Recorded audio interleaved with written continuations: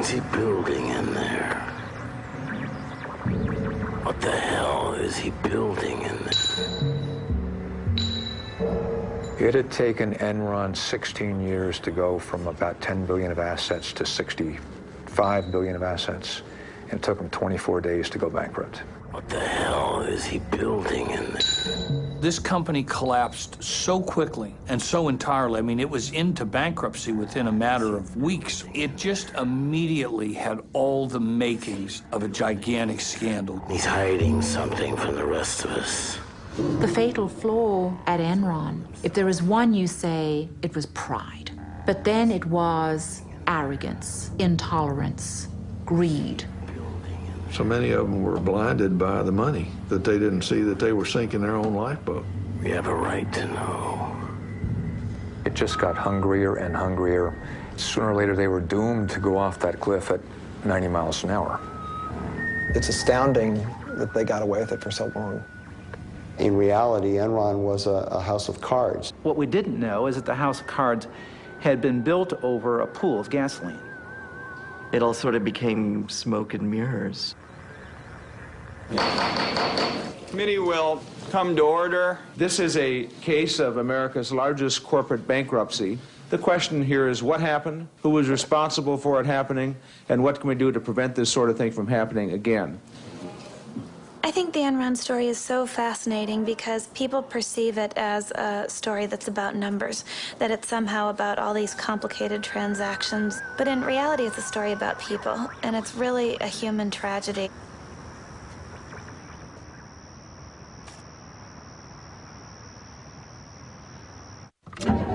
Mama may have, Papa may have, but God bless the child that's got his own,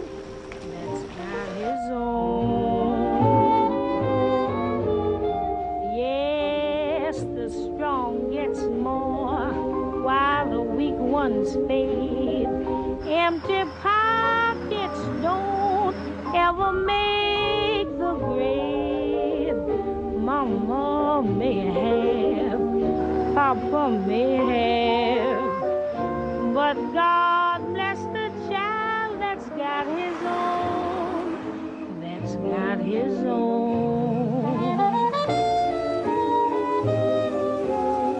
Money, you got lots of friends crowding round the door. When you're gone and spending On this date at 2:23 a.m., Sugarland Police discovered John C. Baxter located inside his vehicle with an apparent gunshot wound to the head. At this time, there has been a suicide note located. Sort of, can you give us any indication whether this was related to Enron's bankruptcy? We do know that he was an Enron employee, but as far as any other indications of why he committed suicide, no, we do not.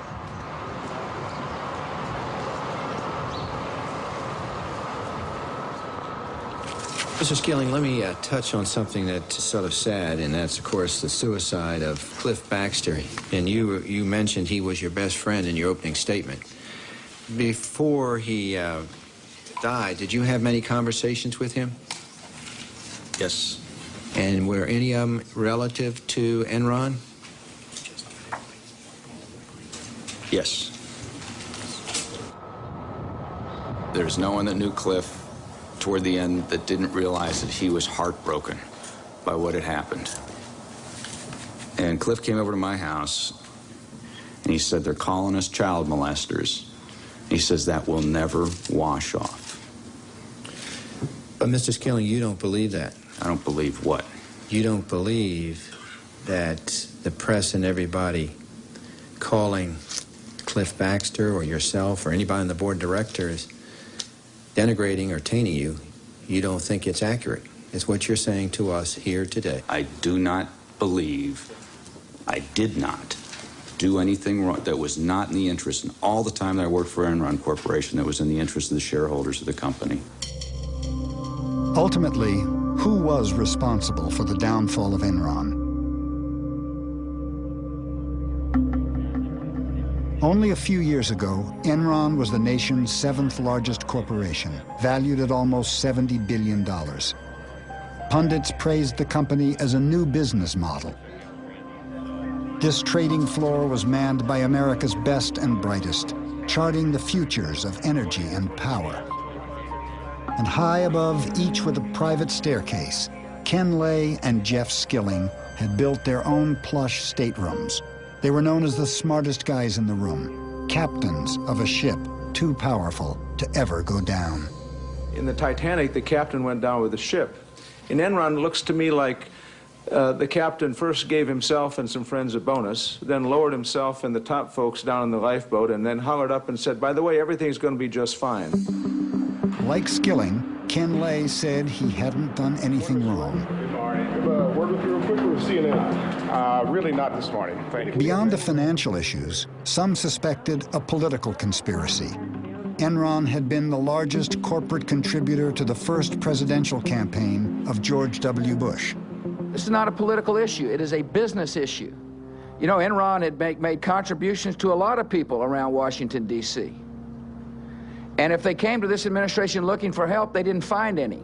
To say no help here is like I did not have political relations with that man, Mr. Lay. What about the fact that George W. Bush calls Ken Lay Kenny Boy? That's my nickname for my husband, which he overheard. So it wasn't original with the president? Certainly wasn't. According to published reports, your husband earned about $300 million in compensation and stocks from Enron over the last 4 years. What happened to all that money? That's gone. It's gone. There's nothing left. Fuck, Will. This is the shredded evidence that we got that came out of Enron. We very quickly determined that the insiders had sold off $1 billion of their stock in the preceding several months. Did you convert stock worth $66 million? I don't know, but I don't have the records with me. Would that be surprising to you to learn that you did that? No, that would not be surprising. Mr. Fasto got only $30 million in stock proceeds from Enron, but he took another $30 million out with his side deals. I think there was just an immediate sense of outrage at Lay and Skilling and Fastow when people realized how much they had profited and how completely artificial the appearance of this company had been. News of shredding at Enron raised more questions. What answers were lost in the torn documents? 20,000 employees had lost their jobs. $2 billion in pensions and retirement funds had disappeared. Was Enron the work of a few bad men or the dark shadow of the American dream?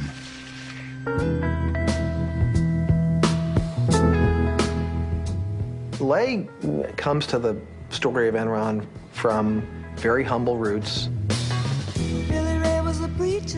My father was a Baptist minister, and he was ordained a Baptist minister while I was very young, probably 2, 3 years old. Ken Lay was a Baptist preacher's son in a family that had been poor all its life. And he, throughout his life, worked several jobs as a kid, and clearly had in mind that things could be better and wanted things to be better and had a huge ambition to make wealth for himself. He told a story later about sitting on a tractor dreaming about the world of business and how different it could be from the way things were for him and his family. Lay was a PhD in economics, and he became very early on a real apostle for deregulation. He was way ahead of the curve on this. He was thinking about energy markets that would be deregulated, and in particular, a natural gas industry that was shackled by deregulation. And he pushed aggressively in Washington to change all of that. Who could ever reach me was the son of a preacher man. In Washington, Lay became part of a new crusade to liberate businessmen from the rules and regulations of government. Government is not the solution to our problem. Government is the problem. The societies which have achieved the most spectacular, broad-based economic progress in the shortest period of time are not the most tightly controlled, not necessarily the biggest in size, or the wealthiest in natural resources. No, what unites them all is their willingness to believe in the magic of the marketplace. That old black man magic has me in its spell. The magic power of deregulation pushed Ken Lay to found Enron in 1985. Through a merger of vast networks of natural gas pipelines, Lay thought Enron would be poised to take advantage of the government's decision to let gas prices float with the currents of the market. Ken Lay had a view of deregulation from the standpoint of all the money that he thought could be made. Ken Lay wasn't alone. A couple of Texas oilmen shared his views on how to get government out of the energy business. I think they could sort of understand each other. It was, professional courtesy between a sidewinder and a timber rattlesnake. Lay was closer to the father, but while he was governor of Texas, George W. Bush was only too happy to make phone calls for Ken Lay. This absolutely has no precedent. This is by far and away the most important major relationship of a presidential family with a single corporation in American history. When Rich Kinder, one of Enron's executives, left the company, Lay arranged for a video Valentine. Rich, I've been asked to think of one thing I could say to you on your departure from Enron, and it'd be this. Don't leave Texas. Well, Rich, you have been fantastic to the Bush family. I don't think anybody did more than you did to support George. And of course, at this stage in my life, and Barbara's too, that's what really matters, your family and your friends. Early on, George Bush Sr. helped secure billions in government subsidies for Enron International, and he helped promote Lay as deregulation's ambassador-at-large. Enron is a company that deals with everyone with absolute integrity. We want people to leave a transaction with Enron thinking that they've been dealt with in the highest possible way as far as integrity and truthfulness. He always wrapped himself in the cloak of moral rectitude. But there was one episode early on that raised questions about whether he was actually walking the walk. This was the Enron oil scandal, also known as the Valhalla scandal. While you were at Arthur Andersen, were you involved in an investigation at a company called Enron Oil? Yes, I was. The issue with the company in 1987 involved the misappropriation of monies by two traders. In 1987, two oil traders made bets for Enron on whether the price of oil would rise or fall. Oil trading is like gambling. Sometimes you win, sometimes you lose. But Enron Oil always seemed to win, much to Ken Lay's delight. I tried to explain to Ken Lay the tremendous risk that you have in that market. You can lose 10 times your original investment. A veteran trader, Mike Muckleroy, was suspicious of Enron Oil's steady, high profits. Well, this oil trading business had profits that nobody could really understand, and in fact that many of Ken Lay's lieutenants questioned. They said this business can't be making this much money legitimately. Something weird is going on. Something weird was going on. The first hint came from an anonymous tip about the president of the company, Louis Bourget. Bourget had taken some $3+ million of corporate funds and put it in a personal account of his. There were offshore accounts, phony books, and a trail that led from the company's treasurer, Tom Mastroeni, to a mysterious Lebanese speculator no one could find, M. Yass. What name did you suspect that was? My ass, and M. Smart. I said, that's Maxwell Smart. I mean, these guys are playing games. Bourget and Mastroeni were summoned to Houston. First, they presented falsified bank records to Enron.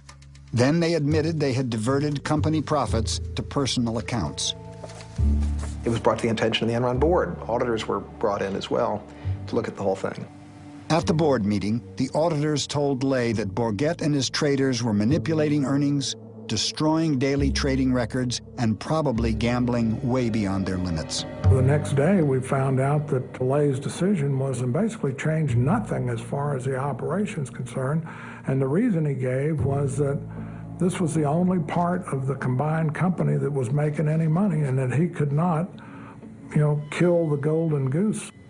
The traders weren't fired or even disciplined. Instead, Enron sent a telex to Bourget. Please keep making us millions.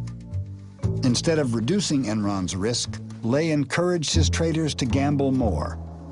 But then, their luck changed. 2 months later, I got this panic call that they had drawn down $90 million in the previous 5 days. And what we could do is just try to find out what kind of gorilla we had loose up there. McElroy hopped on the next plane to New York. He knew Mastroeni had another set of books, and he would do whatever it took to get them. I basically stood over Tom and I told him one of two things was going to happen. Either one of the trading partners that was crooked with Bourget, who was a German arms dealer, was going to kill him, or I was. I said, I'll track you down and find you no matter where you go, and sooner or later I'll get you. The next day, Mastroeni came in with the real books. The traders had gambled away all of Enron's reserves. By acting fast, McElroy bluffed the market and managed to save the company. After Valhalla, Ken Lay maintained that he had been shocked that the traders had gambled so recklessly, but Ken Lay had known all along about the risks that were taken. He had seen the reports warning him about the traders' behavior. Since the fall of Enron, Ken Lay has said he can't be responsible for things he didn't know about. Sounds like what he said about Valhalla. Do you believe that he didn't know? I can answer only for one. I can answer for Valhalla, because Ken Lay did in fact know about this thing, because I had told him myself. The auditors adamantly told Mr. Ken Lay that the 2 rogue traders should be fired. Lay read the report and he read his budget and estimated how much the 2 rogue executives made, and if they were fired, what he could lose. My conclusion was that this guy is a guy who puts earnings before scruples rather than reacting to the dishonesty right in front of him. Mastroeni received a suspended sentence. Bourget was convicted of fraud and spent 1 year in jail. With his biggest moneymaker now behind bars, Ken Lay had a problem. Who could he find to make money for Enron? Every year, every day, every week, you have to come up with new ideas.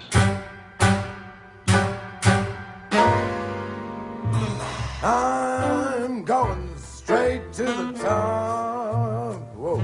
Ken Lay saw in Jeff Skilling the guy who had the answer to what the future of the natural gas business was supposed to be. Ken Lay is also a guy who considers himself a visionary, and he liked other people he thought of as visionaries. He liked people with big ideas, and Jeff Skilling was a person with the biggest ideas of all. Jeff Skilling's biggest single idea was to find a new way to deliver energy. Rather than be bound by the physical flow of the pipeline, Enron would become a kind of stock market for natural gas. It was a magical new idea. Transform energy into financial instruments that could be traded like stocks and bonds. So that was the one good idea. In 1992, using that good idea, we became the largest buyer and seller of natural gas in North America. Jeff was like the prophet. He came in and said, there's a whole new world out there. Forget about this pipeline stuff, you know, the stayed pipeline in the ground and gas in and gas out. We can recreate this entire industry. An attorney from Vinson & Elkins, Amanda Martin was one of the first executives hired by Jeff Skilling and became part of his inner circle. The excitement was palpable. You cannot imagine how proud we all were to be there. And then, of course, we had a leader who imbued us with a sense of confidence that if we were smart, anything could be accomplished. And then the bottom line, we began to make money. And that in and of itself was a reaffirmation that this could be big. Skilling saw the opportunity to build an industry new and to start a business from scratch, but he had one specific condition that had to be met before he'd join Enron, and it was that he'd be allowed to use a certain kind of accounting known as mark-to-market. Arthur Andersen signed off and the SEC approved it. I remember walking in and going, what's going on? And Causey and everybody, I mean, everyone was so excited, and in came the champagne, and we'd got mark-to-market accounting treatment. And I often think about how clear my memory was about that event. And that was the beginning of a major cog in the downfall, ultimately, of Enron. Mark-to-market accounting allowed Enron to book potential future profits on the very day a deal was signed. No matter how little cash actually came in the door, to the outside world, Enron's profits could be whatever Enron said they were. Very subjective. And very It left it open to manipulation. And they were saying that we're going to sell power out of this power plant in 10 years for X dollars per kilowatt. And there was no way anybody could prove that they could do it. Well, hey, good Rich, morning. how are you? Finally, good great, seeing Jeff. you. Good Morning, to see Rich. Todd. Sit down. We've been working hard on this, and we've really pulled out all the stops. Look what we got. Origination. We did $20 million last year. We think we can do $120 million this year. Trading. We did $10 million last year. We think we can do 64 this year. This is the key. We're going to move from mark-to-market accounting to something I call HFV, hypothetical future value accounting. Whoa! If we do that, we can add a gazillion dollars to the bottom line. Whoa, Jeff! All right, that sounds fantastic. Oh, Jeff, thank you. That's just superb performance. And you're going to go far, my boy. Probably president of the company one day. You think so? I think. He really believed that the idea was everything, and that when you came up with an idea, you should be able to book the profits from that idea right away. Because otherwise, some lesser man was taking the profits from the idea that some greater man had come up with in the past. When Jeff Skilling applied to Harvard Business School, the professor asked him if he was smart. He replied, "I'm fucking smart." One of his favorite books was The Selfish Gene, about the ways human nature is steered by greed and competition in the service of passing on our genes. At Enron, Skilling wanted to set free the basic instincts of survival of the fittest. Jeff had a very Darwinian view of how the world worked. He was famous for saying once in Enron's early years that money was the only thing that motivated people. Skilling's notion of how the world should work really trickled down and affected everything about how Enron did business. He instituted a system known as the PRC, or Performance Review Committee. It required that people be graded from a 1 to a 5, and roughly 10% of people had to be a 5, and those people were supposed to be fired. Hence, this came to be known as rank and yank. I personally am convinced that the PRC process is the most important process that we conduct as a company. I've never heard of a company yet that would be successful terminating 15% of their people every year just to satisfy the fact that the other employees had to vote on them. And so when you're being evaluated by that group, you are getting direct communication from Ken and me about what the objectives of the company are and how you fit with those objectives. It was a brutal process. The ability for a 25-year-old to go in and to be reviewed and to be superior, and as a consequence, get a $5 million bonus. I don't think that's repeated in many places in corporate America. Our culture is a tough culture. It is a very, very aggressive culture. 8 million on new deals. At Enron, no one was more aggressive than the traders. If I'm on the way to my boss's office to argue about my compensation, and if I step on somebody's throat on the way, that doubles it, well, I'll stomp on the guy's throat. You know, that's how people work. Is that your 4.5 million? On the trading side, we got to be the biggest, baddest house in town. And by necessity, if you wanted to be in the market, you had to deal with Enron. Trying to reconcile your big numbers here. Enron's traders were like the super powerful high school clique that even the principal doesn't dare to rein in. They had become the major engine of at least reported profits at the company. They took Jeff Skilling and Ken Lay's belief in free markets and turned it into an ideology. But they pitch it almost as a new economic religion. Enron Online will change the markets for many, many commodities. It is creating an open, transparent marketplace that replaces the dark, blind system that existed. It is real simple. You turn on your computer, and it's right there. That's our vision. We're trying to change the world.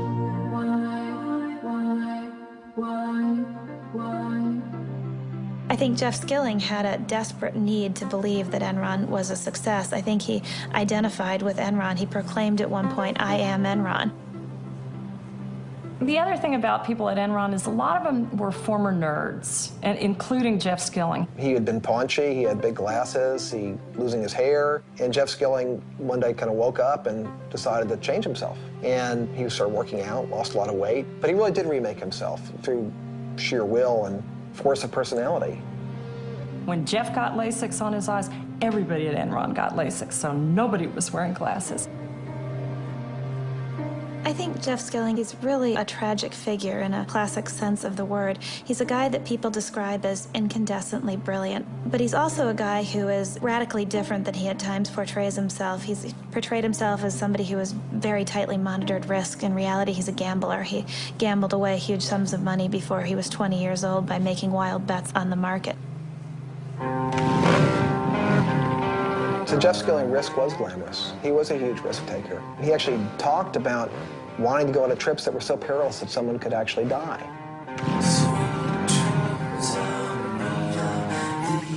This manifests itself in trips that Jeff Skilling led for a small group of friends and customers. A core cadre of Enron guys used to go on these wild adventures. Andy Fastow would go, Ken Rice would go. The trips were legend. You know, we can sit and think about what strange insecurities they were trying to overcome, but it made them feel good as men. And they took a particularly memorable trip to the Baja, 1,200 miles in very rugged terrain in Mexico.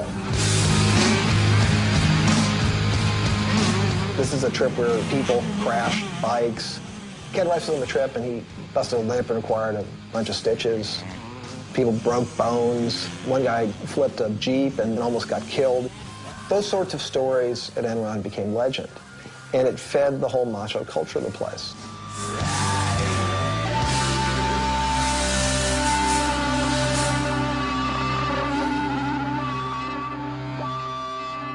Jeff Skilling had a way of describing people that he liked. He said, I like guys with spikes. He liked somebody with something extreme about them.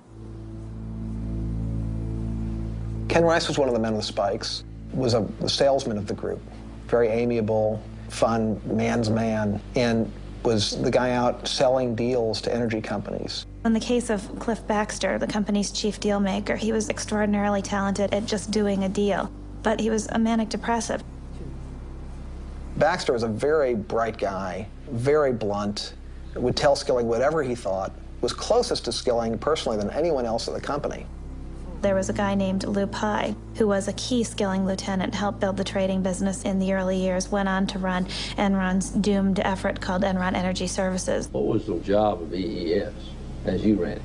It was to sell energy services to end users, industrial end users.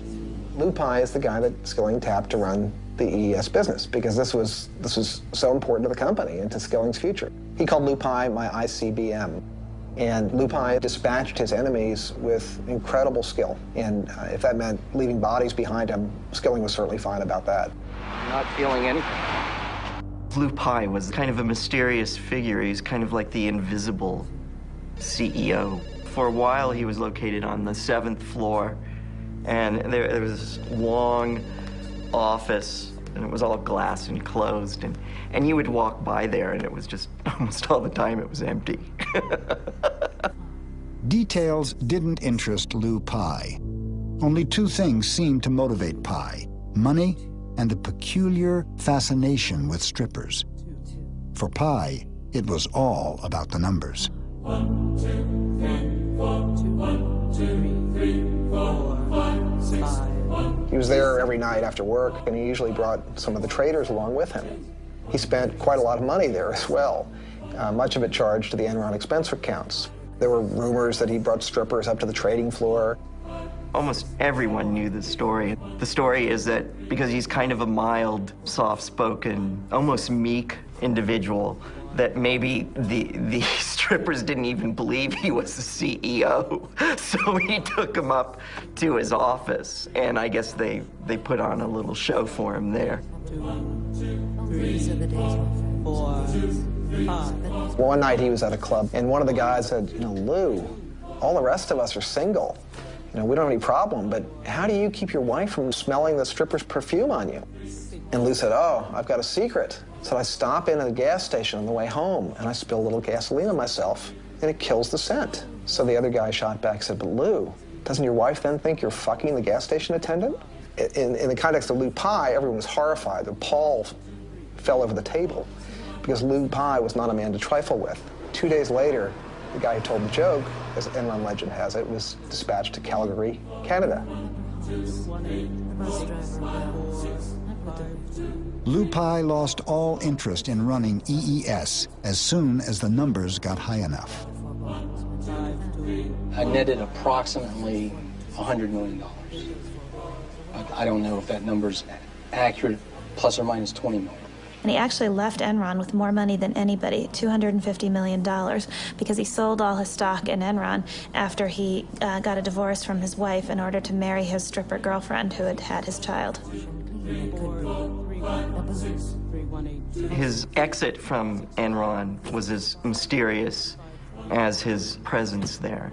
Just sort of one day, we all learned that Lou Pai was no longer the CEO of EES. Though Lou Pai flew away from Enron with $250 million, the divisions he left behind lost a total of nearly $1 billion. But Enron managed to disguise that fact. Lou Pai became the second largest landowner in Colorado. It was the number. It was always making those numbers and looking, it was, to me, the real mythology is high school mythology, that, you wanted to be the most popular guy on Wall Street and you were going to do whatever you had to do to stay there. And Jeff understood those rules better than I think anyone else.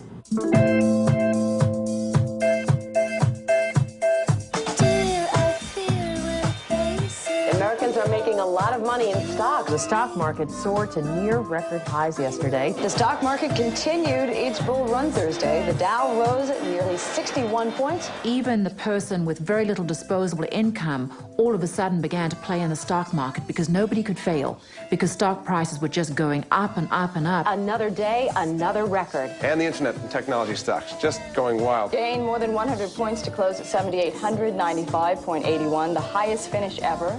It was a time where we had the biggest bull market in the history of the world. Ken Lay was right there acting as a cheerleader. So obviously our stock has been doing very well. I think there's a fairly good chance we could see this stock price double again over the next year to 18 months.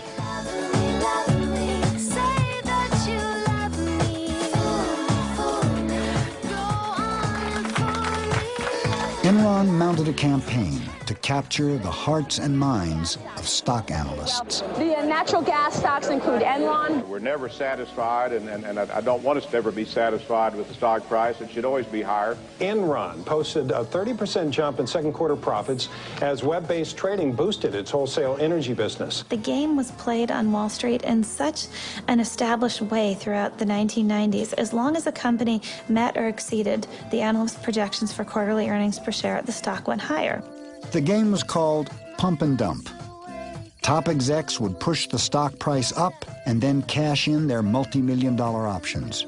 People at Enron got paid in large part through stock. Everyone had a huge stake in seeing the stock price go up.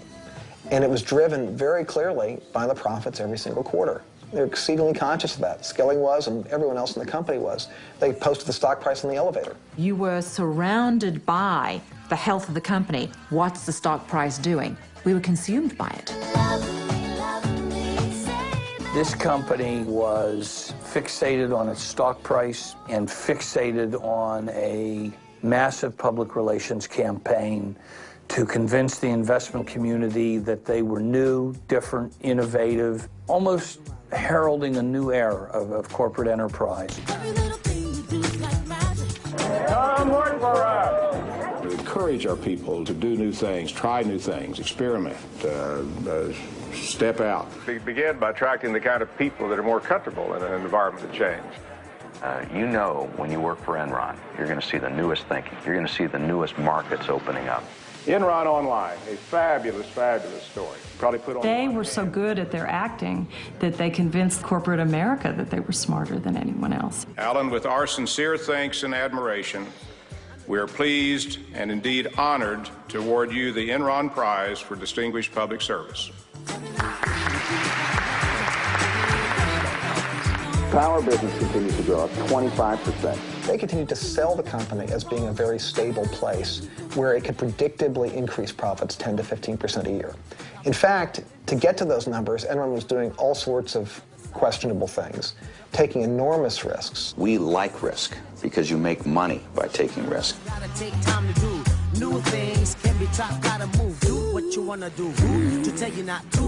By all accounts, Enron was soaring. But in reality, profits weren't going up. They were headed in the opposite direction. Enron had vast natural gas operations all over the world. They had cost billions to build, and most were performing terribly. But in other places in the world, in India, great quarter and great year in India. Phase 1 of the Dabhol is in operation, generating power. Phase 2 is financed and is under construction. My experience indicated there were certain places that you assiduously stayed away from, and one of them, as an example, was India. They built this power plant in India. Nobody else would do that at the time. They were terrified of investing in India. Enron did it, and did it in a big way. But Enron had failed to see something basic. India couldn't afford to pay for the power Enron's plant produced. Now, Dabhol is a ruin.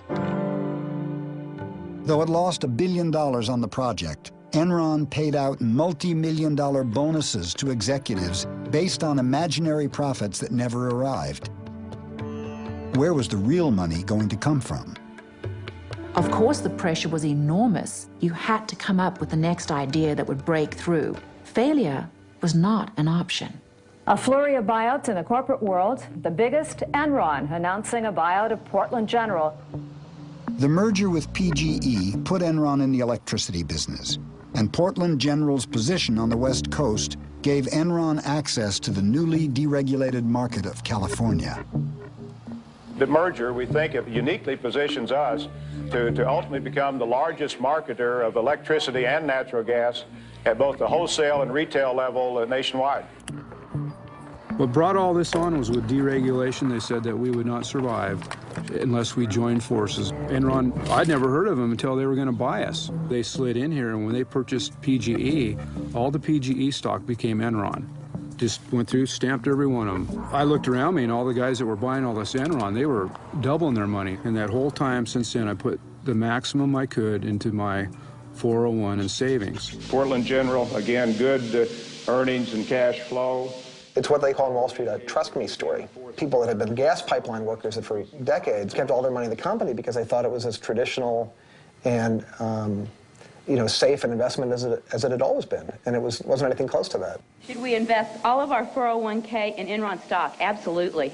Don't you guys agree?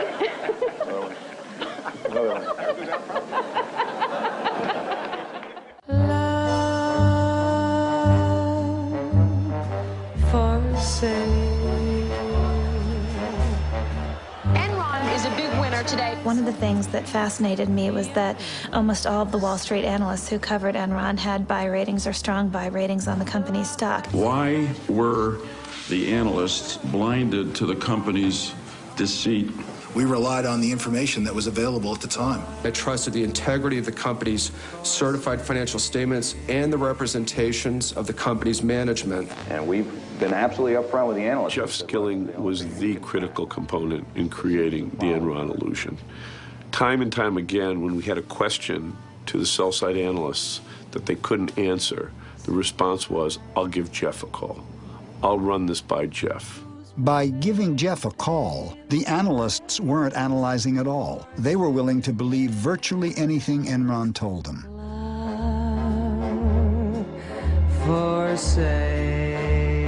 Most of the analysts right now have a target price on us from $100 to $115 a share. Any analyst who didn't buy the company line became an enemy of Enron. Enron's CFO, Andy Fastow, had his eye on John Olson, one of the only analysts skeptical of the Enron story. Enron loved analyst strong buy recommendations. Merrill was informed by Fastow, either you get somebody who is on board with us and has a strong buy recommendation and loves us at the same time, or we don't do any business with you. I knew that my days were numbered. This is an abuse. Merrill Lynch fired John Olson. Soon after, Fastow rewarded the bank with 2 investment banking jobs worth $50 million. Analysts were routinely getting large bonuses from the investment banking departments to bring in investment banking deals.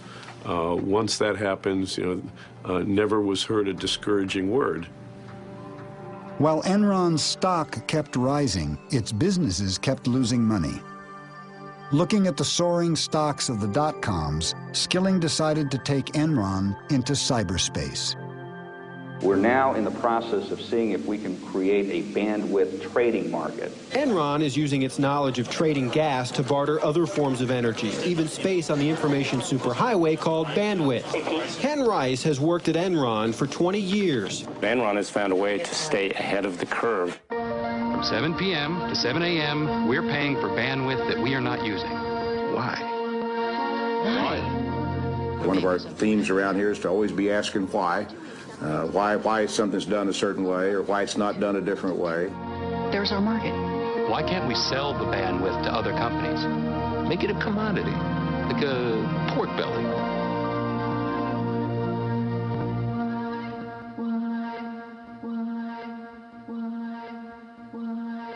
Just last week, Enron captivated Wall Street with its bold move into broadband, teaming up with Blockbuster to deliver movies on demand. It was like being at a religious cult meeting. People started jumping up from their seats with their cell phones and their BlackBerries, running out to the halls to call their bosses. One analyst summed up his recommendation to investors in one word: wow. Enron's stock soared 34% in 2 days. And you can tell from the response in the stock market that they like the strategy. It makes sense. They announced that they had developed the technology. It would be in test markets by the end of the year. And the technology works. The quality is great, and the customers like it, so we've made a lot of progress. The truth was that Enron was just struggling with the technology for video on demand. The technology didn't work, and the deal with Blockbuster soon collapsed. But with the magic of mark-to-market, Enron used future projections to book $53 million in earnings on a deal that didn't make a penny. By the end of the year 2000, Enron was running out of ways to make the broadband business look successful. They'd tried every trick in the bag to try to create the illusion of a business where there was none, and the people who were working there were getting increasingly desperate. The executives started selling their stock. By Enron's collapse, Ken Rice had sold $53 million. Ken Lay had sold $300 million. Cliff Baxter, $35 million. Jeff Skilling, $200 million. As the fraud is perpetuated, all the various lies and artifices begin to convince the ringmaster, if you will, himself, that it's this own bizarre reality. That in fact, the fraud is the reality. The perception is the reality. And as long as you can keep the perception going on, it really isn't a fraud. You spoke about bandwidth trading. What about weather options or futures? How is that market developing? Yeah, we have a market in weather. When Enron announced its latest plan to trade weather, people wondered whether it was good science or science fiction. Did the weather guys get punished here if the weather is wrong? I mean, they're predicting. Do you have any whip marks on your back there, Mike? Well, we're fortunate. That's a good call. Jeff, as time went on, had a harder time admitting things were wrong. And I have to believe that, you know, when the lights went out at night, he knew what was coming.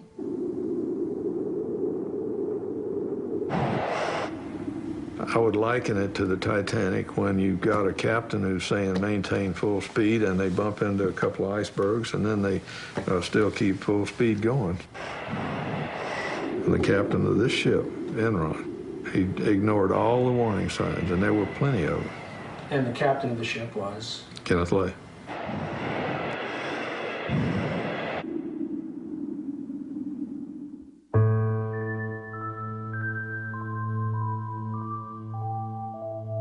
One of the bloodiest days in Wall Street history. Shares plummeted 31%. Tech stocks led Friday's fierce sell-off. This is really a great wake-up call. Millions of nervous investors following the huge drop on Friday. The Dow Jones... Enron was especially a big deal by the end of the year 2000 because by then most internet companies had already begun to fall and everybody on Wall Street was looking for the next big thing. And here you had Enron, which appeared to be this shining star of a new economy company. Its stock price went up 90% in the year 2000 and had gone up over 50% the year before that. It was an it stock on Wall Street, one of those companies that can seemingly do no wrong. We were the poster child for the new economy. We had this culture that had a lot of focus on reminding us how good we were. And as that culture emerged, then we get to Fortune magazine telling us we were the most innovative corporation in America. Then we really began to feel good about ourselves. Well, you all did it again. Enron was just recently chosen again for the 6th year in a row in the most admired company survey by Fortune magazine as the most innovative company in America. Well deserved, well deserved. The sales pitch still sounded good, but one investor saw something in Enron's numbers that the stock analysts had missed. By and large, the analysts admitted to us in person it's a black box. You have to take it on faith. Who knows where the earnings come from? They just pop out, and all we know is they're always good. And I kept pointing out, well, yeah, isn't that the whole point of if it's a black box and it's there to fool you, the numbers are always going to be good until they're not. I'm not a beat reporter, so I would have had no reason to look at Enron, but Jim Chanos mentioned to me that I should take a closer look at Enron's financial statements, and it wasn't clear from Enron's financial statements that there was fraud here, but what was clear is that something didn't add up. In March 2001, Bethany McLean, a reporter with Fortune magazine, first raised questions about Enron's financial condition. She asked a simple question in the article that no one could seem to answer. How exactly does Enron make its money? You got very upset at her, didn't you? I very specifically remember the telephone conversation that I had with the Fortune reporter.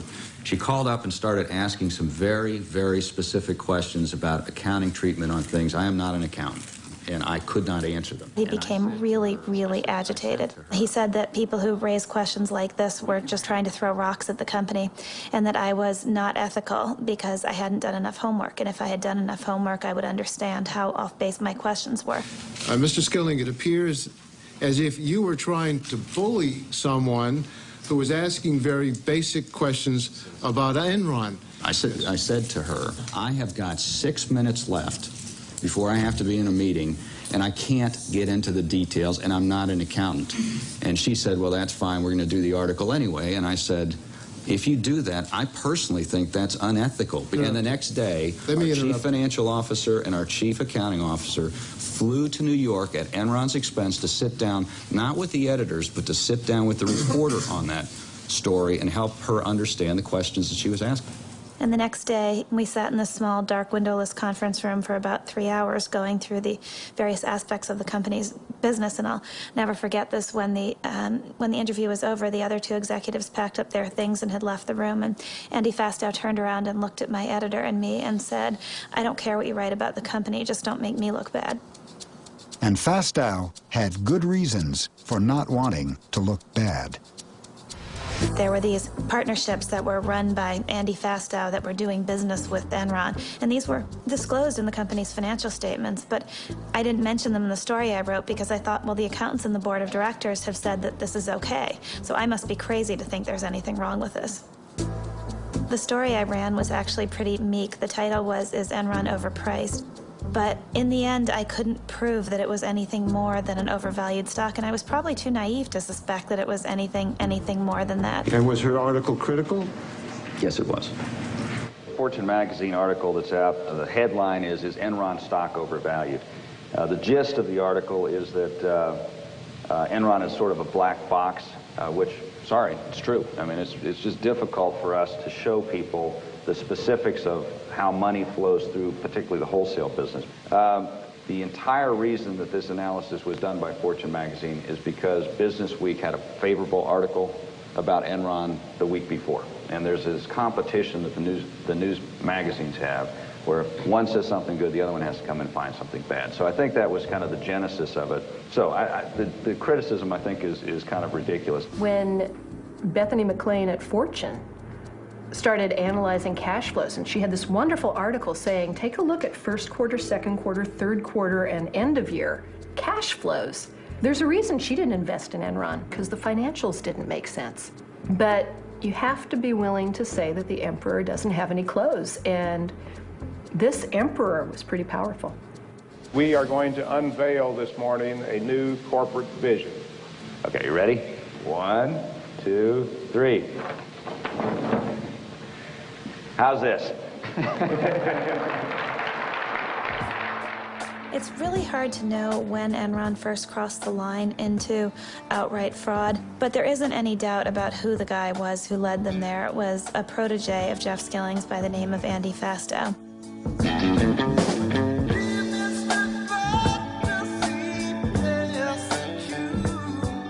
Andy Fastow was Enron's chief financial officer. His job was to cover up the fact that Enron was becoming a financial fantasy land. Enron essentially was losing money on a cash basis year after year, and yet it was reporting profits. So it was defying the laws of financial gravity, and the way it was doing it was with something called structured finance. And the maestro of all that at Enron was Andy Fastow.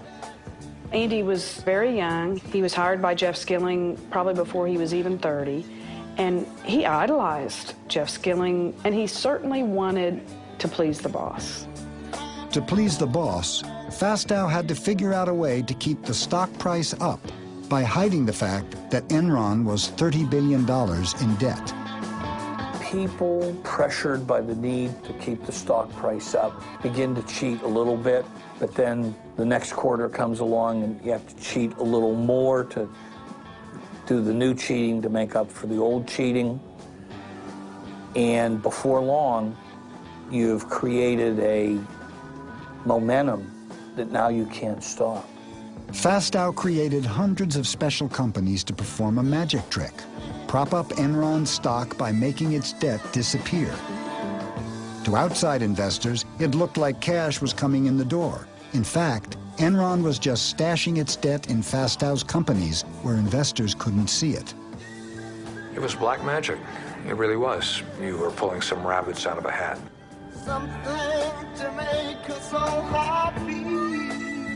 They could bury debt, they could bury losses. Many of the companies had exotic names: Jedi, Chuko, Raptors.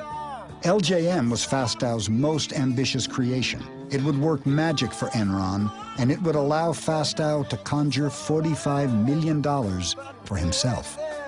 Instead of $450 million in equity, we only invested. Andy, in many ways, was someone we all knew didn't have a strong moral compass. It's almost like Jeff Skilling said, okay, we're hitting some troubled times. Let's set up Andy so we can fill the earnings holes when we need to, knowing that Andy would probably skim a little bit off each transaction for himself. There's a body heat kind of angle to this, you know, where Skilling is Kathleen Turner and Andy is William Hurt. You know, in the end, he got suckered into helping all the executives meet their earnings. What I wish, in retrospect, I wish I'd never heard of LJM. Is it your contention that you knew of it and it was appropriate? Arthur Anderson and our lawyers had taken a very hard look at this structure and they believed it was appropriate. But if the theory is that Fastow went rogue somewhere deep in the jungles of Enron and was the sole agent of the apocalypse, I just don't buy it. Skilling, Lay, and the Enron board had signed off on Fastow's LJM funds. They saw the benefits of letting Fastow do deals with himself. It is in Enron's best interest because Enron needs the capital, number one. In a secret videotape that surfaced after the bankruptcy, Fastow can be seen selling LJM to a group of Merrill Lynch bankers. He pitches them on the benefits of investing in a fund that only buys assets from Enron. Remember, I'm not selling the assets to myself. They own the assets, they're selling them to LJM too. Fastow knew what kind of deal he was offering as Enron's CFO. He could guarantee profits for LJM. Yeah, I think this is an extraordinary opportunity. He has a sort of Cheshire cat grin on his face as he talks about all the ways that the fund is going to profit, and he talks about the informational advantages that he's going to have in his dual role as Enron's CFO and as the head of these funds. Special arrangement. There is never any question that I will be on both sides of the transaction. I will always be on the LJM side of the transaction. He was general partner of LJM while at the same time being CFO of Enron. Now, that's a whole nother ball of wax when you want to talk about that conflict of interest, because no human being should be put in a situation where You know, every single transaction, they decide whether they're looking after Enron's best interests or their limited partners, because this LJM partnership existed solely to do business with Enron. You would expect Andy, as chief financial officer of Enron, is heavily banked, so to speak. And as a result, there are 5 or 6 of the name brand banks who have stepped up and said they'll commit to this. Commit they did, and why not? Fastow was letting them gamble with Enron's chips. Fastow was using Enron stock as collateral for a lot of these things. They were betting their own company on the transactions. With a prospect of returns that would exceed 2,000%, 96 individual bankers invested in LJM, and America's major banks put up as much as $25 million each. It's sort of a who's who of Wall Street. J.P. Morgan Chase, CS First Boston, Citibank, Merrill Lynch, Deutsche Bank. These are some of the premier investment banks in the world. It's hard for us to poke holes in this. Good.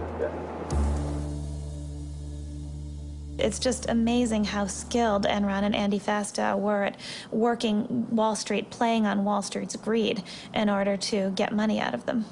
To quote Lenin, they were the investment bankers' useful idiots. As disturbing as Enron's own misconduct is the growing evidence that leading U.S. financial institutions not only took part in Enron's deceptive practices, but at times designed, advanced, and profited from them. The Enron fraud is the story of synergistic corruption. There are supposed to be checks and balances in the system. The lawyers are supposed to say no. The accountants are supposed to say no. The bankers are supposed to say no, but no one who was supposed to say no said no. They all took their share of the money from the fraud and put it in their pockets. Enron paid its advisors well. In 2001, the accounting firm Arthur Andersen received $1 million a week. Enron's law firm, Vinson & Elkins, did nearly as well. Everyone had their hand out at the table. They were all being paid, and as long as Enron continued, they received their fees. They were a part of the process. So it's hard now to say, oh, we didn't know anything. Had we known then what we know now about Enron's practices, we would not have engaged in these transactions with Enron. The facts that we now have come to light about Enron, however, were not known at the time. I believe that the Citigroup professionals involved with these transactions acted in good faith. I'd like you here to look at one Citi email, Exhibit 333I. The email trail here is all too lurid. Oh, for instance, one email I remember where the banker writes, Enron loves these deals. They produce cash, but they don't have to show the debt on the balance sheet. Now, a high school student can figure out that the banks were all knowing participants in this wrongdoing. Merrill Lynch assisted Enron in cooking its books by pretending to purchase an existing Enron asset when it was really engaged in a loan. The accounting sham involved the sale of an interest in 3 Nigerian barges.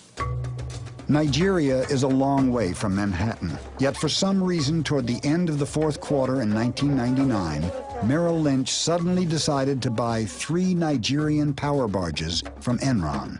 Nigerian power barges have nothing to do with Merrill Lynch's business. It was a blatantly illegal transaction. It was just taking the barges, getting them off Enron's books, having Merrill Lynch, if you will, warehouse them for 5 months, and then buying them back. Mr. Martin, you've testified here today that there was no guarantee, and you said that under oath.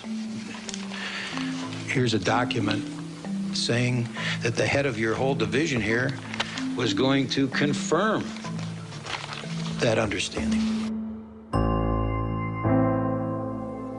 Over the year 2001, Skilling became increasingly despondent. He'd always been a moody guy, but people who knew him said he became just increasingly volatile, show up for work unshaven, looking blurry-eyed. And I think it was the battle of holding these two totally disjointed thoughts in his mind at the same time. One is Enron, a superstar company, and the other of feeling like it was all crumbling away.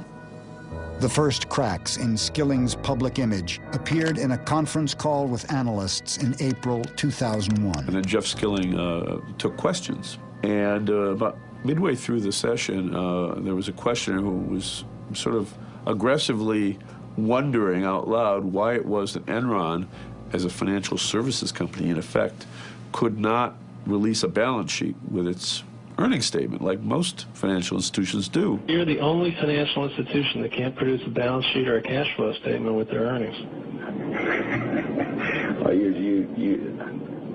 Well, thank you very much. We appreciate it. Appreciate it. Asshole. And then quite audibly, you could hear Skilling say, asshole. And then he said, asshole. As I understand, you call him an asshole. And this just caused unbelievable amounts of consternation all across Wall Street because people thought a Fortune 500 CEO losing it like this, publicly calling an investor an asshole. If I could go back and redo things, I would not now have used the term that I used. Mark Palmer, Enron's chief PR guy, even ran a note up to Skilling telling him to apologize, and he just took the piece of paper and tucked it under the pile of papers on his desk. And afterwards, Enron's traders, who had erupted in cheers when Skilling called this guy an asshole, made him a sign. There was a play off Enron's motto, Ask Why, and the sign said, Ask Why, asshole. My personal feeling was that Jeff looked at the numbers, and he knew that we were in a massive hole. It was the only time, but I saw him truly, truly worried about keeping the stock price up. And he just kept saying to me, I don't know what the hell I'm going to do. The broadband business was in complete meltdown. And there were all sorts of other problems that Jeff Skilling, as the company's chief operating officer, was wrestling with. In the middle of all of this, Ken Lay walks into Jeff Skilling's office holding up fabric swatches for the new G5 $45 million corporate jet he wanted to buy. And he said to Jeff, asked him a very important question, which of these cabin configurations do you like best, Jeff? While Ken Lay was stressing over the corporate jet, EES was headed for a crash landing. Facing $500 million in losses, Lou Pye's top lieutenant, Tom White, wondered how EES could show a profit by the end of the quarter. One of the things that was always a strange occurrence at Enron was for weeks before a quarterly report, we would be under the impression that we weren't going to make our numbers. But then somehow, miraculously, we always made the numbers and then some. But then a question was asked to Tom White, how is it that we made the numbers? And his answer was one word, California.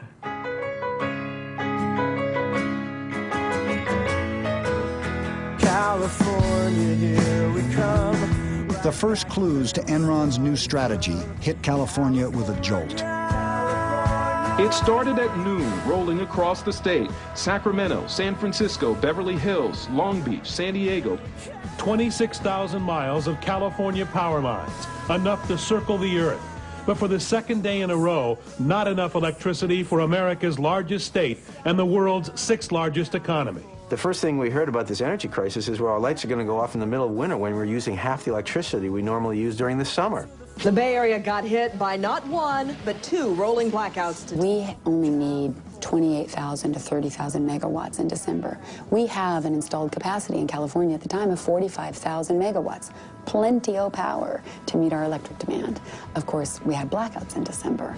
The people who control California's power grid say once again they're worried about having to black out the northern half of the state.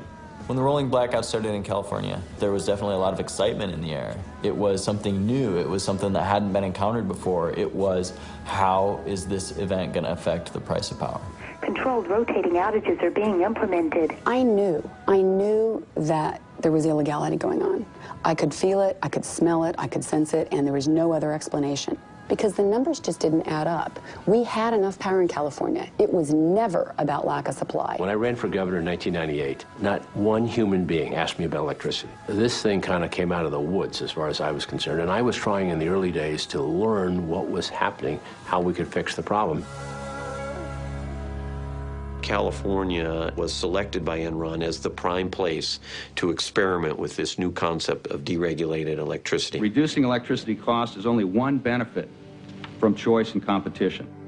In 1996, under pressure from energy companies, Governor Pete Wilson and the California legislature passed a bill allowing for the deregulation of electricity. I wasn't in the legislature in 1996, but I can tell you that there isn't a legislator alive that can tell you with any sophistication how a deregulated electricity market ought to work. Not a one. California's deregulated system was a bizarre compromise between legislators and free market advocates. The rules were complicated and hard to follow. Inside Enron, California's system was little more than a joke. And once in place, Enron made sure that the joke would be on California. And I remember the conversation I'd had with Ken. At the end of it, he says, well, Dave, old buddy, let me just tell you, it doesn't matter really to us what kooky rules you Californians put in place. I got a bunch of really smart people down there who figure out how to make money anyhow. One of the smartest guys at Enron was Tim Belden, who ran the West Coast trading desk. Tim Belden was a fervent believer in the idea of free markets, and as such, he spent hours poring over the new rules for the deregulation of California's energy industry, looking for loopholes that Enron could exploit to make money. He found plenty. After the bankruptcy, a confidential memo surfaced revealing the names of Belden's strategies to game the California market. Wheel out, get shorty, fat boy. Recently, audio tapes of the Enron traders were discovered. What do you want to call this project? I have a catchy name for that. How about, something friendly like Death Star?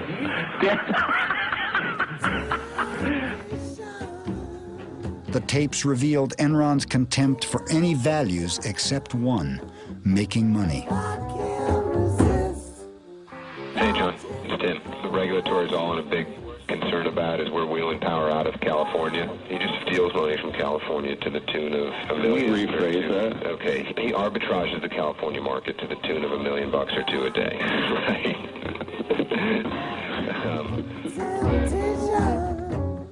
An arbitrage opportunity has been defined to me as any opportunity to make abnormal profit. So an abnormal profit would be returns above and beyond the norm. I was told that a good trader is a creative trader, and a creative trader is a trader that can find arbitrage opportunities. One of those opportunities was called Ricochet. I'll see you guys. I'm taking mine to the desert. In the midst of the energy shortages, Enron traders started to export power out of the state. When prices soared, they brought it back in. So we fucking export like a motherfucker. You're getting rich. Trying to. Traders would stay after a 12-hour shift and pore over maps of the Western energy grid. What are the permutations and combinations of ways to move power around the West? And I think that that's something that Enron knew better than any other energy marketer in the country, period. We know all of the California imports. We know all of the California load. We're getting pretty spoiled on with this money. You said you were getting a little scared. We're making a little too much, and I tend to agree with you. These are two traders, Traders. This is what they say. What we did was overbook the transmission line we had the rights on and said to California utilities, if you want to use the line, pay us. By the time they agreed to meet our price, rolling blackouts had already hit California, and the price for electricity went through the roof. Did you have any knowledge that this was happening? The only thing that I'm aware of, Senator, is there was a difference of opinion on the rules of the independent system operator. It was just set up. The rules weren't quite clear. We have traders here from Enron who were saying they did something wrong, but you don't see anything wrong. I have one last question, and then I am done. Traders soon discovered that by shutting down power plants, they could create artificial shortages that would push prices even higher. Hey, this is David up at Enron. There's not much demand for power at all, and if we shut it down, could you bring it back up in 3 or 4 hours? Oh, yeah. Why don't you just go ahead and shut her down then, if that's okay? Okay. When you see 2 or 3 energy companies with 30-35% of their entire capacity down for maintenance on a single day, and As a result, the price of electricity is skyrocketing 300 or 400%, and then a week later, someone else does it up in Northern California. You begin to believe something's not smelling right here. I want you guys to get a little creative, okay, and come up with a reason to go down. Like a forced outage type thing. Right. Those guys, at the flip of a switch, could just yank the California economy on its leash whenever they wanted to, and they did it, and they did it, and they did it, and they made so much money. The heart of it is that an industry that went for 100 years, from the days of Edison, built the best electrical system in the world, sold the power at reasonable prices to consumers, and was very reliable, was all of a sudden turned into a casino. These strategies made some money for Enron, but the real money was made by betting that the price of energy would go up. It did, and the West Coast traders made nearly $2 billion for Enron. There's nothing wrong with the capitalism. There's nothing wrong with the free enterprise. You can't treat electricity like you treat oranges. It's the lifeblood of the society. It can't be stored. You can't turn these people loose and let them just have a, quote, free market, because a free market is goddamn expensive to customers. There would be ample supply available at the right fucking price. Oh, sure there would. It wasn't just Enron. Every company traded according to the rules that California put up there. And we're the future of Enron. And we're fucking making $500 million for Enron. Can you believe that? Yeah. We'll definitely retire by we're 30. We're talking about a commodity that normally trades in the $35 to $45 range. High prices are when it gets in the 50s. Or $1,000. Prices aren't going to stay at $1,000 forever. It weeds out the weak people in the market. Get rid of them, and you know what? The people who are strong stick around. And the Enron traders never seem to step back and say, wait, is what we're doing ethical? Is it in our best long-term interests? Does it help us if we totally rape California? Does that advance our goals of nationwide deregulation? Instead, they sought out every loophole they could in order to profit from California's misery. Temperatures in California are hitting higher than 100 degrees, fueling wildfires and fears that California's strained power grid could once again near collapse. What's happening? There's a fire under the core line. It's derated from 45 to 2100. Burn, baby, burn. That's a beautiful thing. I was never comfortable on the trading floor at Enron. And if I had questions, I didn't ask them because I didn't want to know the answer. I didn't want confirmed what I suspected might be true. That what I was doing was, in fact, unseemly, or was at least unethical, if not worse. Why did the traders do what they did? Was it their multi-million-dollar bonuses? Or had Enron found a way to exploit the darker side of human behavior? In the early 60s, Stanley Milgram tried to figure out what characteristics there were of evil people. Was there an evil strain, or could normal people do really bad things? And so he set up this experiment. In the experiment, he had an actor playing an experimental subject and a real experimental subject. You want to step right in here, learner, and have a seat there? They went into this room, and he had an experimenter say, we're going to see if mild electric shocks will help people memorize lists. Incorrect. You'll now get a shock of 75 volts. Oh. Soft hair. He kind of did some yelling in there. The Milgram experiment has a lot to say about Enron, because I think people lost their sense of morality. Like Milgram, once you accepted the idea that behaving inhumanely was okay, you could do anything. And the shocks increased with the number of mistakes that they made. I can't stand the pain. Let me out of here. Can't stand it. I'm not going to kill that man there. The subject, the real subject, is begging the scientist-looking person to stop too, and the scientist only says, the experiment requires that you continue. Please continue. Go on, please. You accept all the responsibility? The responsibility is mine, correct. Please go on. In a way, Skilling was almost like the guy telling those people below him that it was okay to up the power. 420 volts. California's electric utilities may have to pull the plug on millions of customers. It's the fucking coolest thing I've done in a long time. Yeah. Holy fuck, yeah. You gotta love the wild. Oh. 435 volts. During the height of Wednesday's blackout, fire crews had to free people trapped in elevators. All that money you guys stole from those poor grandmothers of California? Yeah, Grandma Millie, man. But she's the one who couldn't figure out how to fucking vote on the butterfly ballot. Now she wants her fucking money back for all the power you charged right up her ass. 450 volts. Yeah, they're out there having fun in the warm California Southern. We must continue. Go on, please. You're going to keep giving what, 450 volts every shot now? That's correct. Continue. It's kind of hard to say, well, we should be, you know, we shouldn't do this even though it's allowed because, you know, I mean, that's what we do. Right. The best that could happen is fucking an earthquake, let that thing float out to the Pacific and put them fucking candles. 450 volts. Milgram's discovery was disturbing. 50% of the subjects were willing to shock to the death, so long as the commands came from a seemingly legitimate source. Yeah, they're out there having fun in the warm California Southern. Tonight I'm declaring a state of emergency in California to give the state the authority and the resources to keep the lights on in California. The governor, who's been basically capitulating to the demands of the energy companies and the utility companies, needs to put his foot down. We wanted the governor to send in the state police or the National Guard to seize control of the power plants and put them back online. And I thought we didn't have to take over every plant. We really only had to take over one, because then they would know he meant it. I'm going to get the $9 billion back that Enron, Dynergy, and Reliant stole from us and get it back to you. Despite what the people in California think, Enron's making money despite California, not because of California. The year-long energy crisis would cost the state of California $30 billion. The markets in California are the most regulated markets in North America today. And that's what's causing the problem.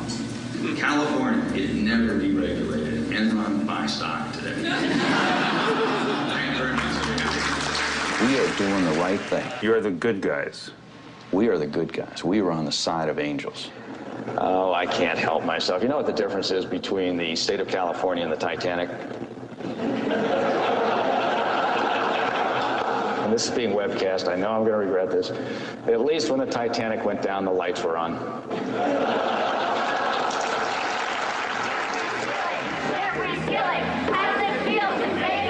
A top executive at one of America's biggest power companies received a raucous welcome in San Francisco tonight. Protesters heckled Enron CEO Jeffrey Skilling outside and inside during his appearance at Commonwealth Club. One of the protesters even brought a blueberry pie and delivered it herself. $132 million is what he made. We have a 50% hike in utility rates. Consumers in California are angry, and they should be. And if we had anything to do with this, then we are the stupidest people in the world. I work for an organization. Every day people call saying they can't pay their electricity bills. Millions of dollars off in California. Get out. When the tidal wave of public anger started to grow, Ken Lay flew out here and convened a meeting of friends, and I guess he had a little more foresight than we did. He invited Arnold Schwarzenegger, brought them together at the Peninsula Hotel, and had a lunch meeting. The notes from that meeting really still have never surfaced, but we know that Ken Lay's pitch was, we've got to stay the course with deregulation, and the market will correct itself and everything will turn out fine. Now, at the time, we didn't understand really why he was so concerned, but now we do. The fact is that Ken Lay was out here because he understood that Enron itself was a house of cards, and if deregulation were to collapse, that Enron itself would collapse. But Ken Lay had a trump card. In the midst of the energy crisis, his friend George W. Bush became president. I, George Walker Bush, do solemnly swear. I, George Walker Bush, do solemnly swear. Ken Lay is going to be Secretary of Energy. Get out of here. No. How great would that be for all the players in the market? It'd be great. I'd love to see Ken Lay be Secretary of Energy. Ken Lay did have easy access to the Bush administration. On April 17th, he met with Vice President Dick Cheney. and strongly argued against the imposition of federal price caps in California.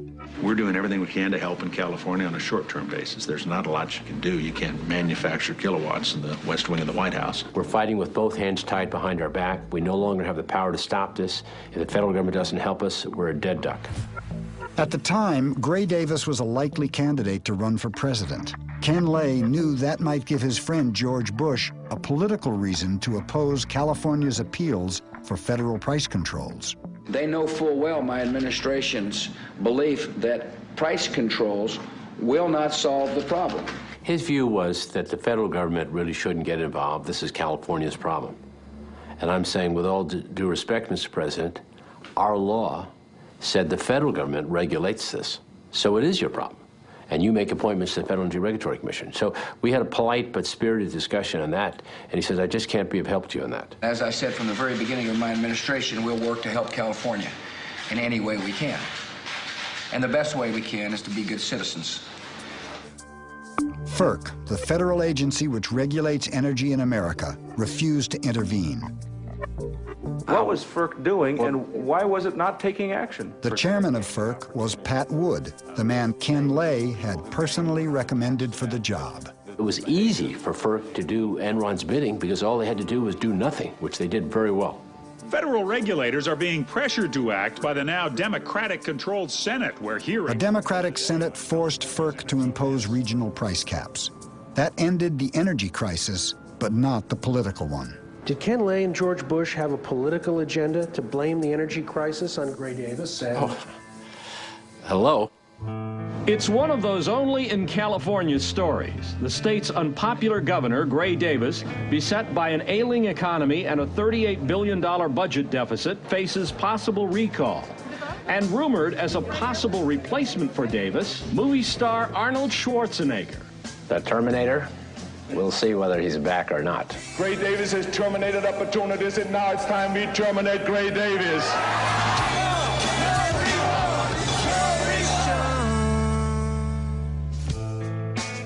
Could I predict a phony energy crisis as a result of deregulation? Yes. Could I predict that Arnold Schwarzenegger would be our governor as a result of deregulation? Never would have come up with that. That's like a bad science fiction movie. Apparently we have all been wrong. It is pronounced California. Ladies and gentlemen, the governor of the great state of California, Arnold Schwarzenegger.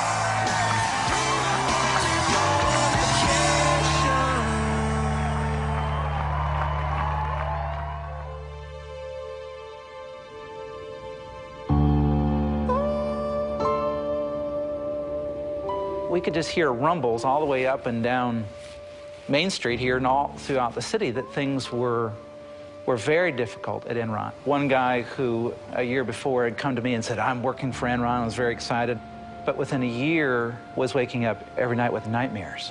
I've got no life left, and I feel like I'm being consumed by this company. As doubts began to surface about the company and the erratic behavior of its CEO, Enron's stock began to fall. I remember one of the most poignant meetings I'd ever had with Jeff. I had left Enron, and I had come over to talk about whether or not I would return to Enron. I said, Jeff, you've got a real problem. The traders, they will cut your throat if they think it will get them to the trough sooner. Jeff was silent. And he looked out the window, and he looked back at me and he said, yeah, Amanda, you're most likely right. By the end, the traders ran Enron. You know, the inmates had taken over the asylum. All through the summer, the stock continued to decline. There was a buzz that a major announcement was going to take place, but we all thought that Ken Lay was leaving Enron and that he had been asked by the Bush administration to join his administration. But that wasn't the case at all. It was Jeff Skilling announcing that he was stepping down as a CEO, and that took everyone by surprise. No one could believe that. CEOs generally don't just resign out of the blue without a well-orchestrated PR campaign beforehand to pave the way so there's no disruption, there's no questions, there's no front-page stories, which of course is exactly what happened. It was at that point that I knew the architect of the disaster knows that it's crumbling and the rat is leaving the sinking ship. 2 days later, I met with him and Ken Lay, as I had informed the company that I was going to downgrade the stock on Skilling's resignation. I asked Jeff Skilling, are there any more shoes to drop? Have we seen the worst of it? And I was concerned about the energy crisis that was occurring in California. Well, Skilling convinced me that it was for personal reasons.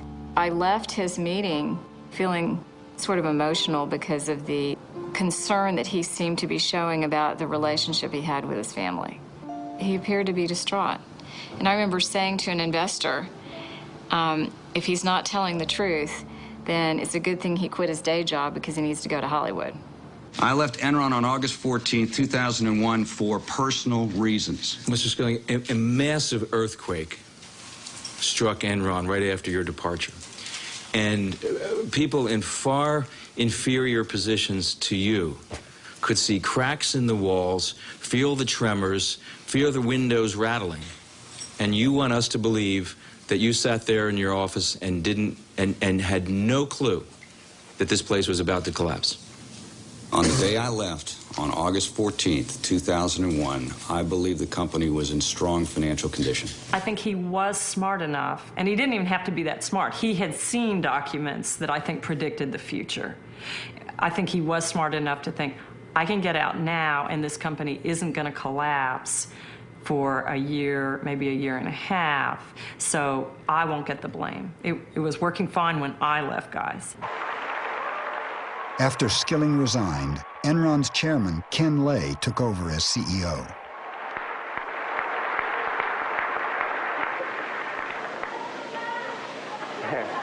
Boy, I didn't expect that. But thank you. Thank you very much. Well, I'm delighted to be back. I'm sorry Jeff did resign. It was a stunning announcement that he was stepping down as the CEO. And I think the flags started going up at that point for everybody. We are facing a number of challenges, but we're managing them.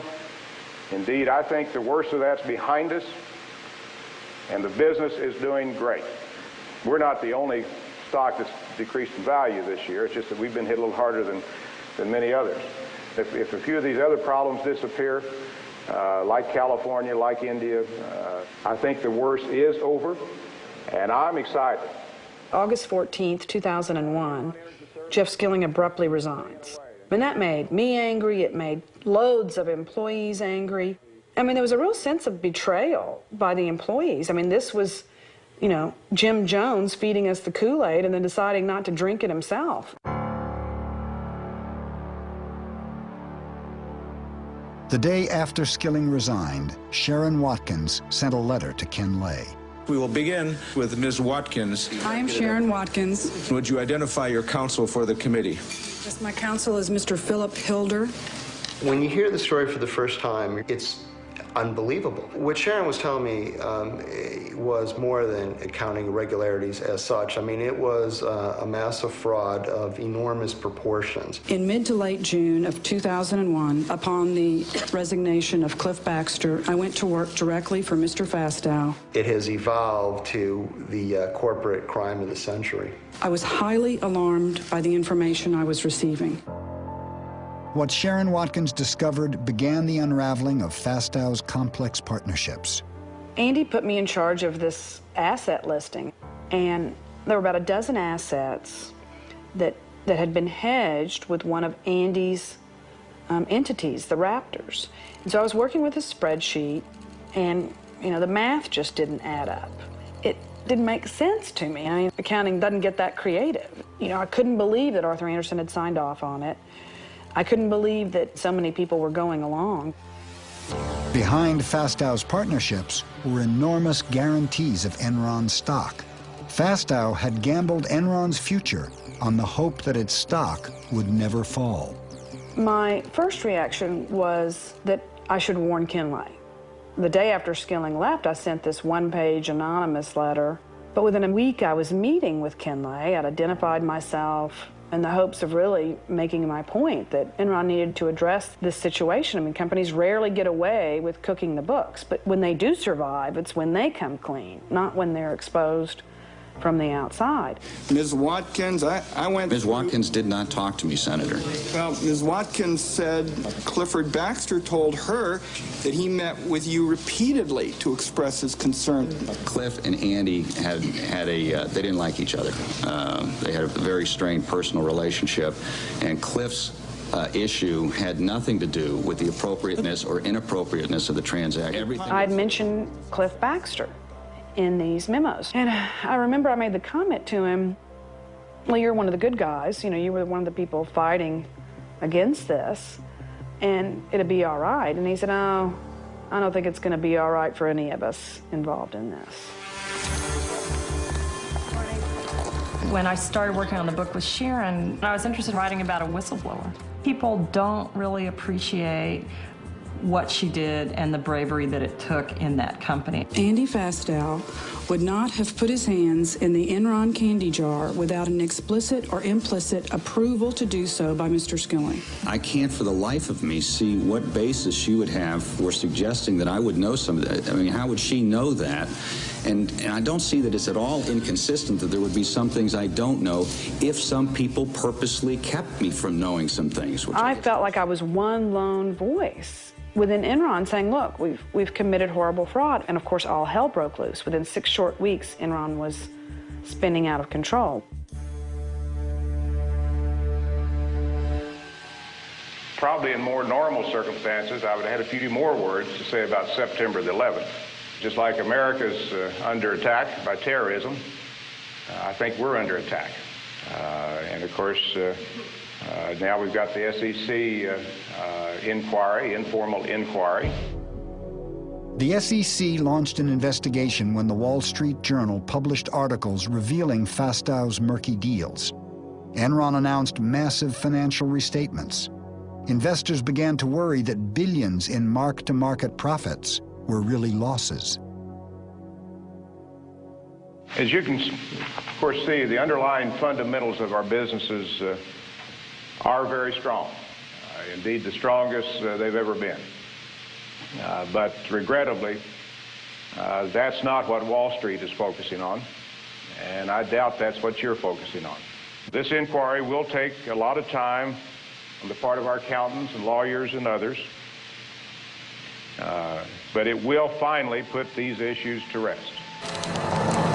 At the very moment Ken Lay was talking to employees, only a few blocks away, Enron's accounting firm, Arthur Andersen, had begun destroying its Enron files. On October 23rd, Andersen shredded more than 1 ton of paper. Despite the rumors, despite the speculation, the company is doing well, both financially and operationally. He was making all kinds of statements, reassuring employees, and not just employees, reassuring investors. We have no accounting irregularities. The company's in the best shape it's ever been in. Now, from the standpoint of Enron stock, we're going to bring it back. We're going to bring it back. All right, we're down to questions. And I've got a few up here. I would like to know if you are on crack. If so, that would explain a lot. If not, you may want to start because it's going to be a long time before we trust you again. It certainly wasn't clear to anyone at Enron, much less anyone outside of Enron. It wasn't really clear what was going on or what was going to happen. I know this is there's a lot of speculation about Andy's involvement. I and the board are also sure that Andy has operated in the most ethical and appropriate manner possible. The next day, Andy Fastow was fired when the Enron board discovered that he had made more than $45 million from his LJN partnerships. Question, Mr. Fastow, is how could you believe that your actions were in any way consistent with your fiduciary duties to Enron and its shareholders or with common sense notions of corporate ethics and propriety?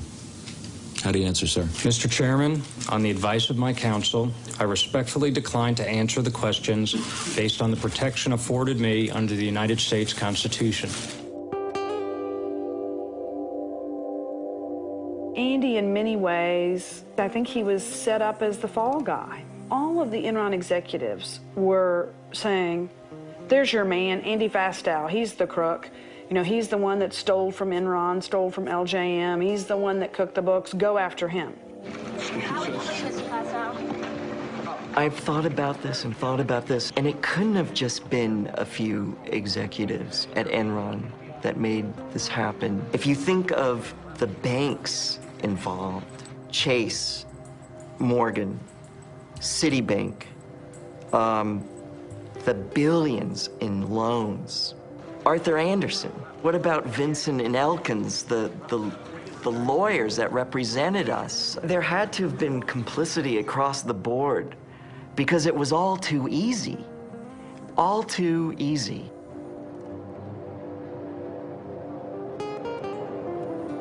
The Enron collapse was an enormous tragedy. This is a company that had over 30,000 employees, and clearly in a company that size, you have a lot of senior officers that have a lot of authority in which you place enormous trust. Clearly in this case, there was at least one, Andy Fastow, that betrayed that trust. To the extent that I did not know what he was doing, that he obviously didn't share with me what he was doing, then indeed I cannot take responsibility for what he did. I never heard him say I take responsibility for a thing. Sounded to me like the wonderful movie Chicago. I was reminded of the puppet strings and the dancers and the tap dancing and pointing at the gun, the gun, the gun. I mean, everybody's in step but Johnny. I continue to grieve, as does my family, over the loss of the company.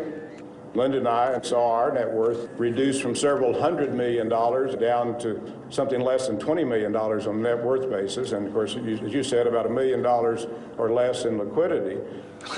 I don't know whether I'd be rather be shot as a crook or as an idiot. I believe the only venue for me is the ride of broken dreams. Oh, you mean the Enron ride? Let's go. Enron hit the national psyche. It hit it as sort of the time-tested lesson, and that is if it looks too good to be true, sometimes it is. We're all going to be rich! We broke even!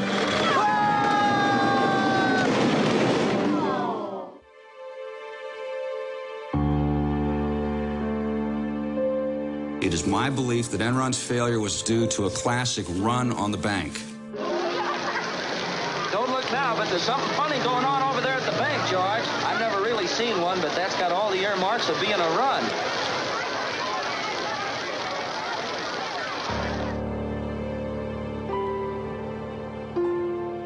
On December 2nd, 2001, less than 4 months after Skilling's resignation, Enron declared bankruptcy. I remember it was just a strange kind of a surreal day. We learned around 9:30 about the bankruptcy and that we were all being let go. We all felt like we were on the Titanic and the last lifeboats had long gone and we were just now on the sinking ship. We had 30 minutes to leave the building, and at that point, it was no longer like being on the Titanic. It was kind of like being on the Lusitania. The torpedo had hit, and there's 20 minutes to get out. There was a lot of disbelief. Very few of the rank and file people ever dreamed that Enron would actually go bankrupt.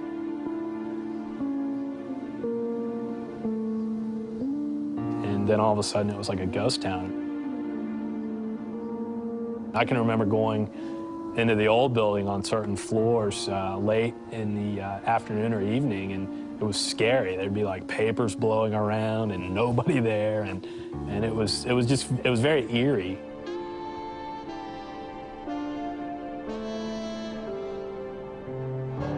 Mr. Skilling, your opening statement was extremely compassionate to the employees. And I want to show you a tape, and I believe we have it ready to go. Listen to this. Should we invest all of our 401k in Enron stock? Absolutely. Don't you guys agree?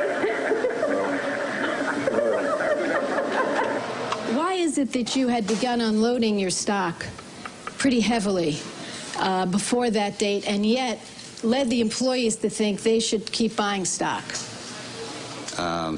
Ms. Senator, I have been a major shareholder in Enron Corporation, and you can take the videotape to mean what you want it to mean. I was a supporter of Enron Corporation. You know what happened to those people. They lost everything.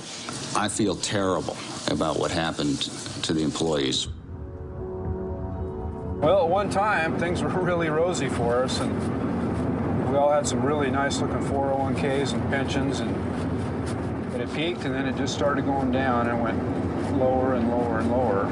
The peak, I had about $348,000, and I sold it all for $1,200. Was what I got for it when it was done. While Enron's stock was plummeting, the retirement accounts of Enron's rank-and-file workers were frozen. We were frozen out of our accounts. It was right about $32, I believe. And over that time, from when it was frozen to when it opened up, I think it went down to 9, and we could not access it. And what came out later that was so bad was the fact that Ken Lay and Skilling and all the top people were moving their money then, but we couldn't. The insiders had sold off $1 billion of their stock. Compare that to the lineman who worked for a state-owned utility company for most of his life, put away money each month, and what's he have to show at the end of the day for his years of hard and decent labor? He gets a big goose egg. And Pi is out in Hawaii somewhere with $350 million in the bank. That's wrong.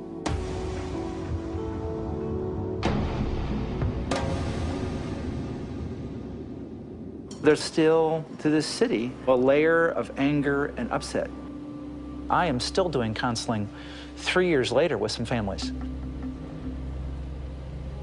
With some of those who are most reflective, it's gone to a deeper layer. And they are looking at the corporate culture itself in this country. You know, you can gain the whole world, and all the trinkets and all the trophies of the world, the corner office, and all the perks. And you really can lose your soul in the midst of this. On January 25, 2002, 7 weeks after the Enron bankruptcy, Cliff Baxter committed suicide. With the media hounding him because he was mentioned in my memos, and the fact that he had been sued civilly because he'd cashed in for about $30 million worth of stock, I guess it all came crashing down on him. I think Cliff's suicide note tells it all. You know, where there was once great pride, now there is none. It's very hard for me to talk about Cliff. We were very close for many years. And he was a wonderful, wonderful man. But a lot of who Cliff was tied up in how he had succeeded at Enron. It is hard to look at your life's work and say, it's failed. But you have to take a long, cold look at yourself and say, who was I? Who did I become? And realize that you may have seen your shadow. Andy Fastow pled guilty to conspiracy to commit wire fraud. He agreed to forfeit $23 million in assets. His sentence was reduced to 10 years in exchange for testifying against other Enron executives. Why Enron? Why not WorldCom or Tyco or Global Crossings? Ultimately, in Enron, the fatal flaw was the sense that brains and wiliness could outthink the way that the system eventually will work. In 2004, Jeff Skilling was indicted for insider trading and conspiracy to defraud investors. Pleading innocent, he paid his attorneys a retainer of $23 million to defend him. Enron should not be viewed as an aberration, something that can't happen anywhere else, because it's all about the rationalization that you're not doing anything wrong. We've involved Arthur Andersen, we've involved the lawyers, the bankers know what we're doing. There's a sense, the diffusion of responsibility. Everyone was on the bandwagon, and it can happen again. Enron's accounting firm, Arthur Andersen, was convicted of obstructing justice. With its reputation for honesty destroyed, America's oldest accounting firm fell along with Enron, and 29,000 people lost their jobs. Enron shareholders are suing Enron and its banks for $20 billion. Ken Lay was also indicted for conspiracy to commit fraud. His attorney maintains that no one has been hurt more by the Enron bankruptcy than Ken Lay.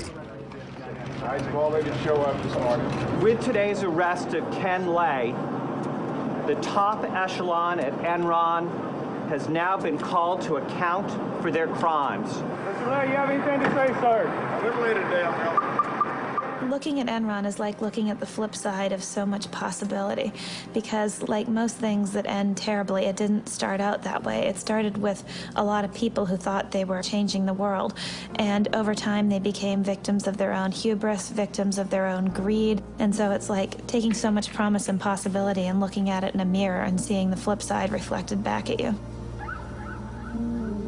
I think the larger lesson was what Enron asked of its employees, which was ask why. And, you know, I didn't ask myself why enough. I didn't ask managers why enough. I didn't ask my colleagues why enough.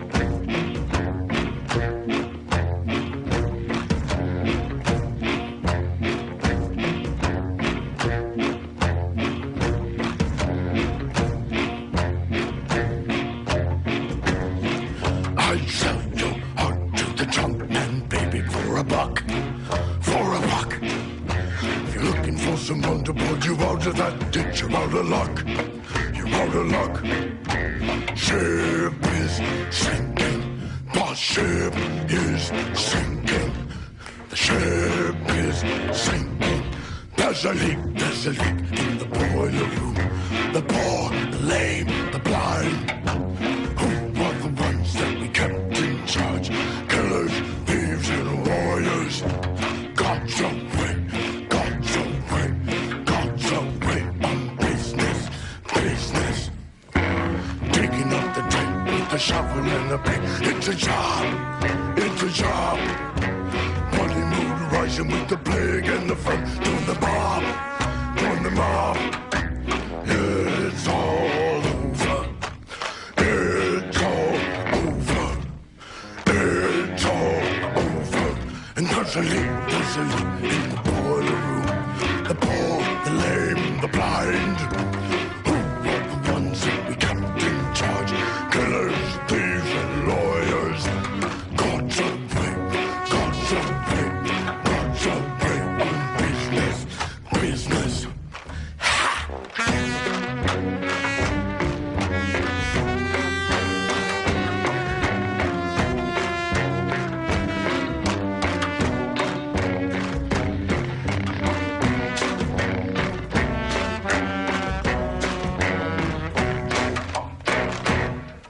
Goddamn, there's always such a big temptation to be good, to be good. There's always free cheddar in the mousetrap, baby. It's a deal, it's a deal. God's away, God's away, God's away on business, business. God's away, God's away, God's away on business, business. I narrow my eyes like a coin slot, baby. Let her ring, let her ring.